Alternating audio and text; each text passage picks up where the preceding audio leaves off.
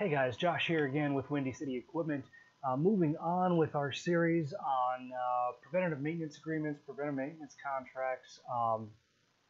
Wanted to talk a little bit today about the things to focus on when performing a PM. Last time we talked about the things to avoid.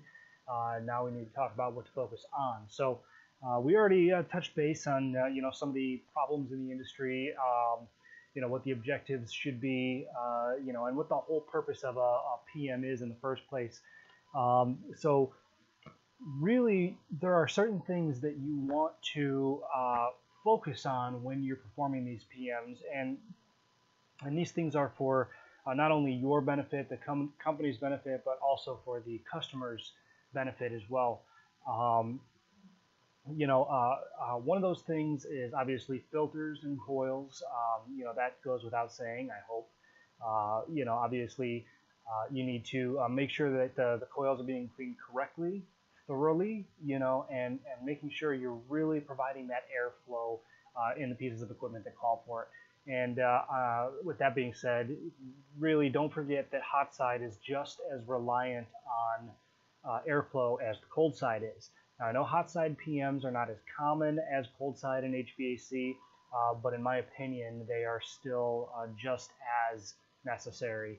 So I try to push the hot side PMs whenever possible, and I think that you should too. And if you're a customer, you should very heavily consider it, especially with all of the grease and everything else that gets in these components and things like that. So definitely make sure you do that and realize that airflow is the 100% number one reason why just about any piece of equipment fails. Airflow and cleanliness, but a lot of times cleanliness leads into airflow, right? So anyway, moving on, the things to focus on when you are performing these PMs. And it needs to be explained to the customer as well. PMs are not cosmetic. And I think any service company will understand what I'm talking about here. We don't go in there to spit shine things. No, we do PMs from a mechanical standpoint. If you try to keep a piece of equipment clean, it's a losing battle, especially if it's a high volume place with a lot of in and outs, and anyway, you really need to focus on communication.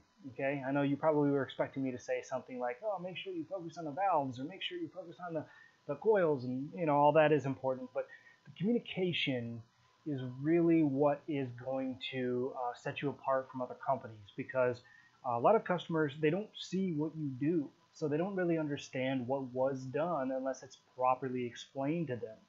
So a rule of thumb is, make sure that when you're checking out of the job, that you spend time with the GM or the head chef, or the general manager, whatever. Just make sure that whoever you're speaking to is somebody who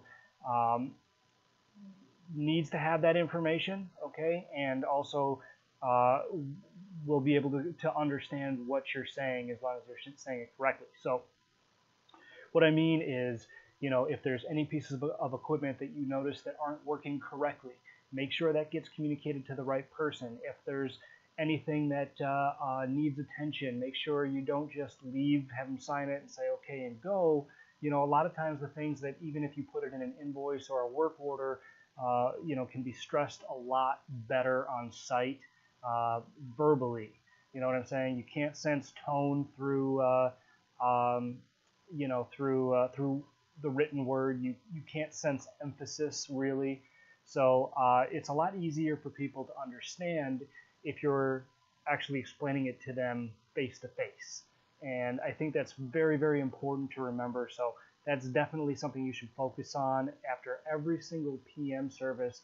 Make sure that it's completely articulated and explained to the right person before you walk out that door. Because one of two things is going to happen if you don't. Either they're not going to know that it's a problem, or it's going to become a problem and they were expecting you to have said something, right? So either way, it's lose-lose if you don't communicate that properly. So that is that's the nitty gritty. That's the gist of it. Other things to focus on, obviously, are safety concerns. Anything of a safety concern, you need to bring to somebody's attention right away.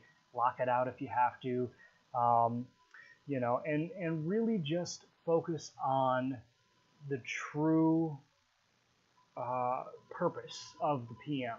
All right, always keep in your head, why am I here?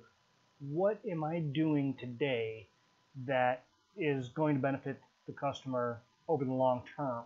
Okay, and you know exactly what I'm talking about. This is the stuff that we've already covered in the PM, but just putting an extra emphasis on it. Don't forget why you're there. Make sure you're thorough. Make sure, if you notice anything could be a potential problem, it gets absolutely positively communicated and communicated correctly, and, just do good service, do good work.